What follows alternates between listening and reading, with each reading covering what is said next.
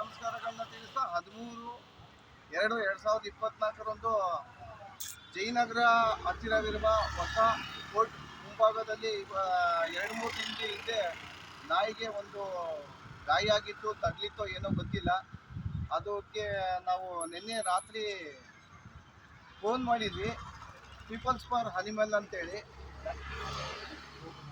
Savita Nagabhushan madam ಅವರು ಫೋನ್ನ ಕರೆ ಎತ್ಕೊಂಡು ನಾಳೆ ಕಳಿಸ್ಕೊಡ್ತೀನಿ ಅಂತ ಹೇಳಿದ್ರು ಮೇಡಮ್ ಅವರು. ಅದೇ ರೀತಿ ಇವತ್ತು ಮೂರ್ತಿಯವರು ಸಹ ಈ ಗಾಡಿಯಲ್ಲಿ ಬಂದು ತಗೊಂಬಂದಿದ್ದಾರೆ. ಈ ಕೋರ್ಟ್ ಒಳಭಾಗದಲ್ಲೆಲ್ಲ ಹುಡುಕಿದ್ವಿ, ಅದೇ ನಾಯಿ ಸಿಕ್ಕಿಲ್ಲ.